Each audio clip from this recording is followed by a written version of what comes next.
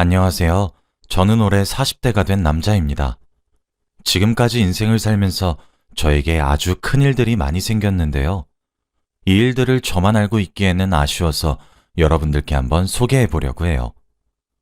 저는 아내와 귀여운 딸과 함께 살고 있습니다. 아내와 저는 다들 주위에서 금슬이 좋다고 말할 정도로 서로를 너무 아끼고 사랑해요. 저도 아내를 볼 때마다 전생에 나라를 구했나 싶을 정도로 감격스럽고 결혼한 지 5년이 넘었는데도 신혼같이 달달하죠.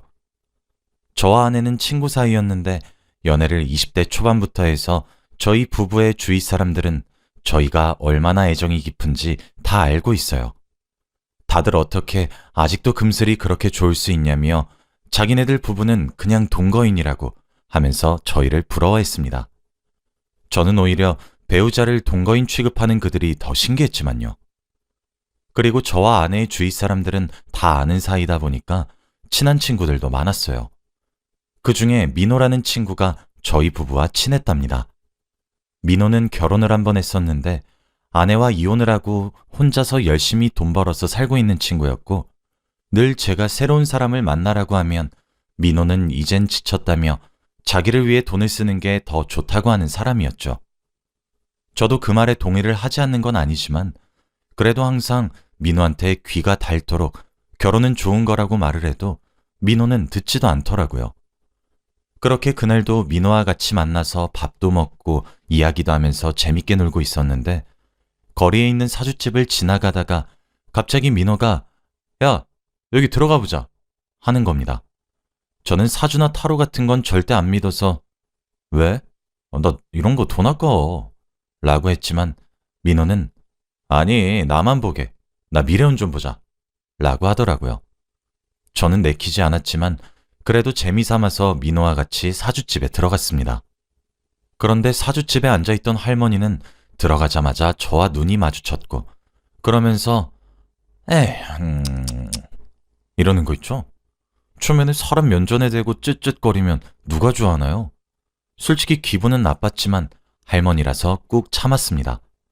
그런데 그 할머니는 자리에 앉자마자 저에게 너는 앞으로 큰일이 많이 생길겨. 주위 사람한테 맘 함부로 주지 말고. 딱한 것. 이라고 하는 겁니다. 저는 사주를 전혀 믿지 않았고 그 할머니가 장사꾼으로밖에 보이지 않았기에 저를 갑자기 딱한 사람 취급하는 것이 기분이 나쁘더군요. 네 와이프도 믿지 마. 그거 속에 뭘 품고 있어. 할머니는 저에 대해서 악담을 하시는 것으로도 모자라 제 아내까지 말을 하면서 저와 아내의 사이를 갈라놓으려고 하시더라고요. 아내와 제가 금슬이 얼마나 좋은데 그런 말을 하시는지 기분이 너무 나빴습니다. 할머니, 그게 무슨 소리세요? 제 아내와 제가 금슬이 얼마나 좋은데 사기를 치실 거면 뭘 좀 알고 치세요. 라고 하며 화내고 나가려는데 할머니가 저에게 숫자 1을 기억하고 곧 주위에 아픈 사람 생기니까 조심혀. 라고 하는 겁니다. 저는 그 말을 다 무시하고 민호를 데리고 사주집을 나왔어요. 민호는 야, 저 할머니 뭐냐? 돈도 안 들였는데 저렇게 말하시고 야, 저게 다 진짜라고 생각하냐? 그냥 지어낸 말이야. 자기 용한 척 하는 거라고. 우리 와이프랑 내가 얼마나 사이가 좋은데 그런 악담을 해? 민호야. 오늘 기분도 꿀꿀하니까 술이나 한잔하자. 기분 더럽네, 이씨. 야, 그치? 저 할머니 장난이 심하시네. 라고 하며 저와 친구는 오늘 들은 말들을 다 한 귀로 듣고 한 귀로 흘리자고 했어요. 그런데 그런 말을 들으니까 왠지 모르게 계속 떠오르는 거 있죠? 숫자 1랑 주위에 아픈 사람이 생긴다는 말을 들으니까 이에 집착하게 되고 주위 사람들을 하나씩 다 떠올려 보게 되더군요. 술을 먹고 거하게 취한 뒤 잊자고 했고 그날 친구와 많이 마셨습니다. 그리고 집에 돌아와서 아내에게 오늘 들었던 이야기들을 다 하니까 웃으면서 무슨 그런 얘기를 듣고 와. 그래도 돈 안 내서 다행이다. 라고 하더군요. 모두가 그 할머니 사기꾼이라고 했고 저도 그 말에 동감했습니다. 그리고 얼마 뒤 충격적인 일이 생겼는데 그날 그 할머니의 말이 진짜일 수도 있겠다는 생각을 하게 되었어요. 아내는 밖에 볼 일이 있어서 잠깐 나갔고 집에는 저희 아이와 저 둘이서 있었는데 택배가 오더라고요. 그래서 아무런 의심 없이 택배 상자를 열었는데 안에는 여자 옷이 있는 겁니다. 그리고 이거 입고 와 라고 쓰여져 있는 편지도 있었죠. 저는 보자마자 너무 놀라서 택배 상자를 떨어뜨렸고 아무런 행동도 할 수 없었어요. 이건 누가 봐도 아내가 불륜을 저지르고 있다는 신호였고 당장 어떻게 해야 할지 너무 막막한 겁니다. 아내에게 화를 내면서 따질까도 생각해봤지만 저는 아무런 증거도 없었고 아내가 핑계만 댈 것 같아서 우선 증거를 모으기로 했어요. 그래서 택배 상자를 다시 포장했는데 제가 뜯은 흔적은 사라지지 않더라고요. 그리고 몇 시간 뒤 아내가 집으로 왔고 저는 아내가 택배 상자를 보고 무슨 반응을 보일지 궁금해서 유심히 지켜봤습니다. 그런데 아내는 택배를 보자마자 제가 뜯어놓은 흔적이 있으니까 저한테 여보, 내 택배 먼저 뜯지 말라고 했잖아 라고 화를 내더라고요. 저는 나 안 뜯었는데? 그거 택배 아저씨가 택배가 너무 함부로 다뤄서 그런 거야. 무슨 택배인데 그렇게 화를 내? 라고 물었어요. 아내는 말없이 택배를 뜯더니 놀라했고 제 눈치를 보더라고요. 택배 안에 있던 물건을 봤으면 제가 이렇게 태어날 수가 없다는 것을 아내도 알았는지 택배를 열지 않았다는 사실을 믿더라고요.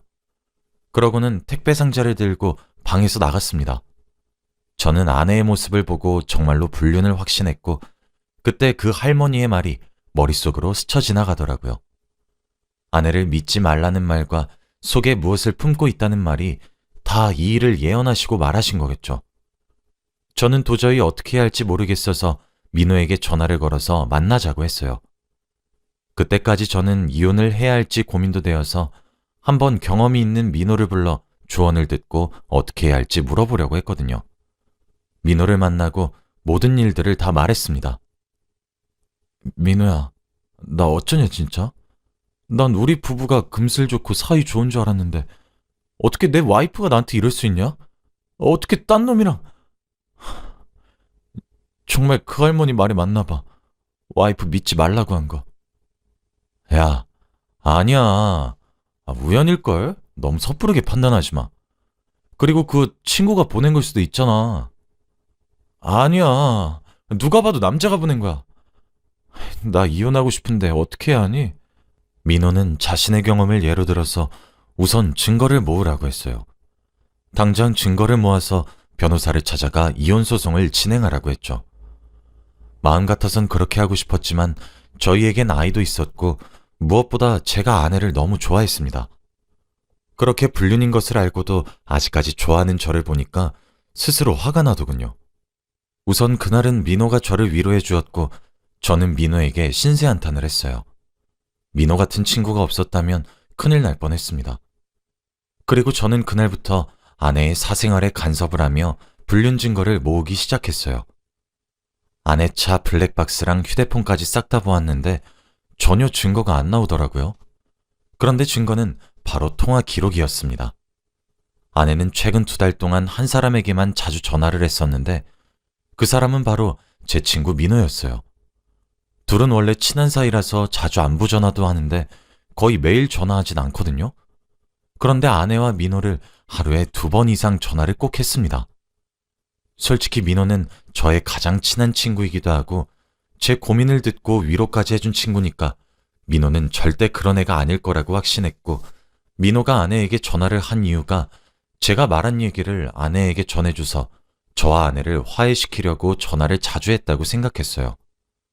그래서 아내도 제가 지금 자신의 불륜을 의심하고 증거를 찾고 있다는 것을 알고 있을 것 같았죠. 저는 그날 아내가 퇴근하고 집에 와서 진지하게 그때 온 여자 옷이 들어있던 택배에 대해서 물어봤습니다. 제 상식선으로는 도저히 여자가 보내줬다고 생각할 수 없었고 아내가 어떤 핑계를 댈지 궁금했거든요. 여보, 사실 나 그때 그 옷 택배 봤어. 누가 준 거야? 아, 그거? 친구가 줬지. 내 생일 선물 못 챙겨줘서 미안하다고 선물해주던데? 그럼 쪽지는? 그냥 장난친 거지. 여자들끼리 이런 장난 많이 쳐. 설마 여보, 그것 때문에 요즘 계속 우울해 있던 거야? 설마 나 불륜 의심하는 거 아니지? 아내는 오히려 당당하게 불륜이라는 단어를 꺼내며 아니라고 주장했고 저도 확실한 증거가 없었기에 화를 내지 않았습니다. 마음속으로는 이미 아내의 불륜을 확신했지만 아이에게는 너무나 좋은 엄마였기에 참고 살려고 했죠. 그리고 얼마 후 아내의 진정한 불륜 상대가 민호라는 확실한 증거를 찾아버렸습니다. 아내가 자기 차를 세차해 달라길래 아내 차를 탔는데 민호의 담배가 발견됐거든요. 민호는 전자담배를 피워서 누가 봐도 민호 거인 것이 티가 나는데 그게 아내의 차에 있었습니다. 그리고 민호가 비싼 전자담배 잃어버렸다고 저한테 한탄을 한 적도 있었거든요. 그걸 보고 그 두 사람에게 화가 많이 났고 어떻게 제 앞에서 얼굴 하나 안 변하고 태연하게 행동할 수 있었을까요? 그리고 아내는 차에 누가 봐도 전자담배가 떨어져 있는데 마치 제가 보라고 거기 놓은 것 마냥 아주 대놓고 있었습니다. 저는 그 자리에서 민호에게 전화를 걸었고 야, 나 네 전자담배 찾았다 라고 한 뒤 민호 집 앞으로 아내 차를 끌고 갔어요. 민호는 아내 차를 탄 저를 보고 놀랐고 제가 둘 사이를 아는 것을 눈치챘는지 아무 말도 하지 못하더라고요.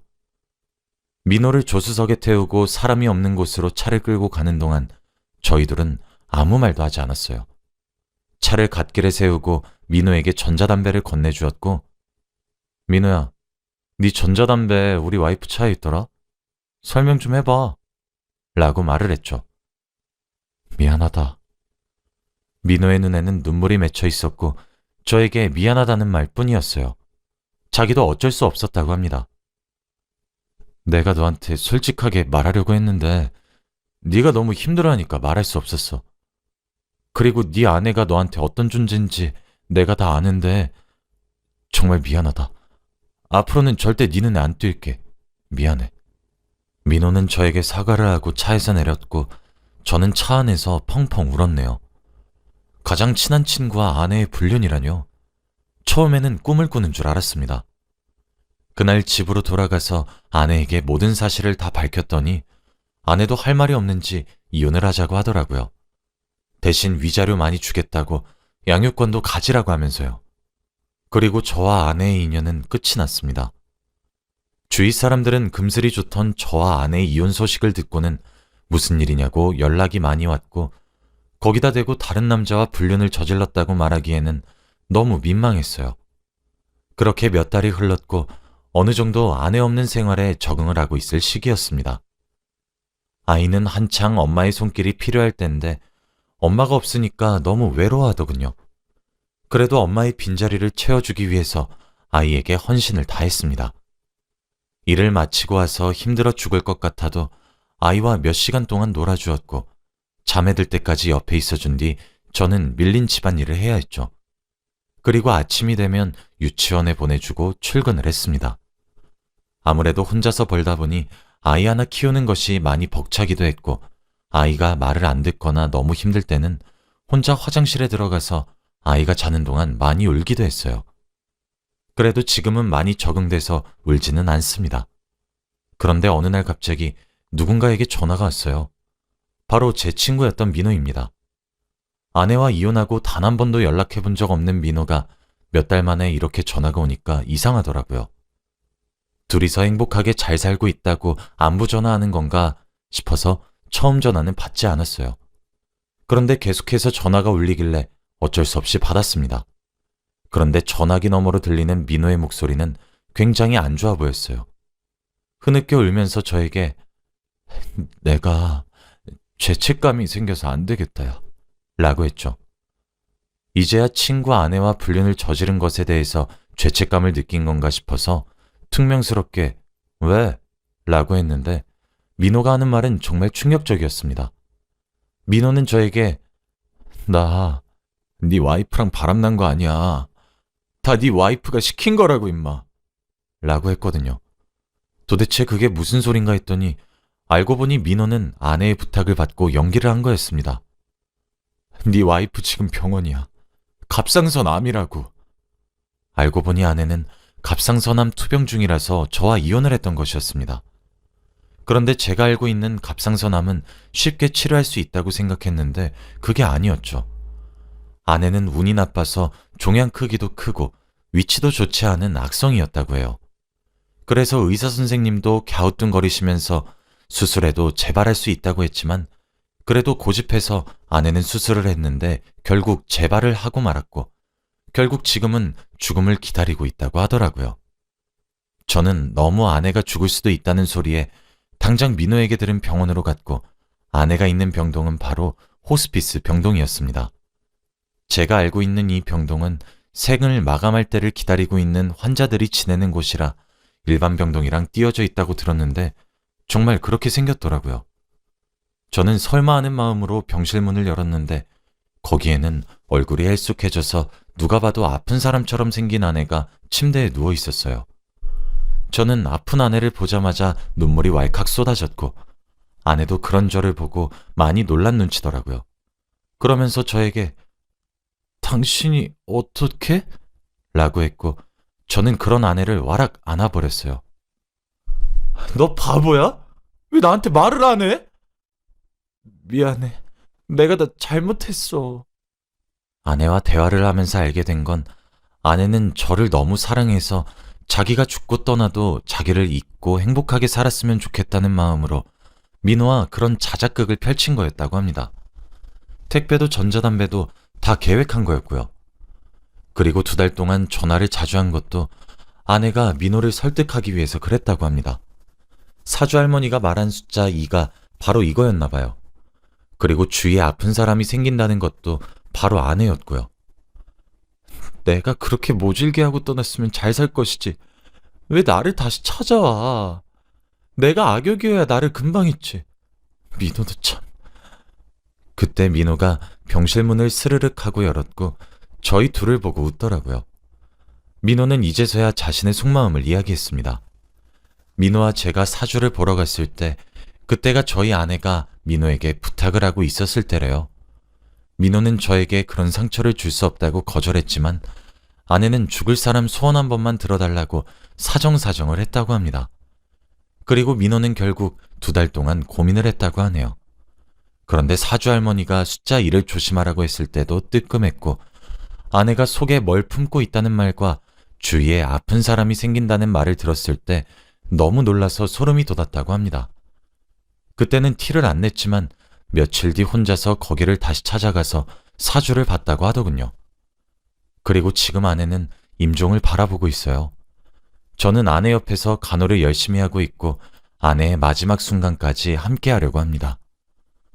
아내는 아직도 자신의 계획이 제대로 마무리 못 지었다고 자기가 죽어도 다른 여자 만나서 행복하게 살라고 하지만 저는 절대 그럴 생각이 없어요. 아내의 마지막까지 제가 있을 수 있어서 정말 다행입니다. 민호가 진실을 저에게 말해주지 않았다면 아직까지 민호와 아내를 원망하고 있었겠죠. 아내는 자기가 나쁜 사람으로 남겨져야 제가 아내를 쉽게 잊는다곤 하지만 아내는 저에게 처음이자 마지막 여자라 아무리 저에게 나쁜 짓을 해도 절대 잊을 수 없을 거예요. 부디 아내가 좋은 곳으로 갔으면 좋겠습니다. 제 사연은 여기까지이고 들어주셔서 감사합니다.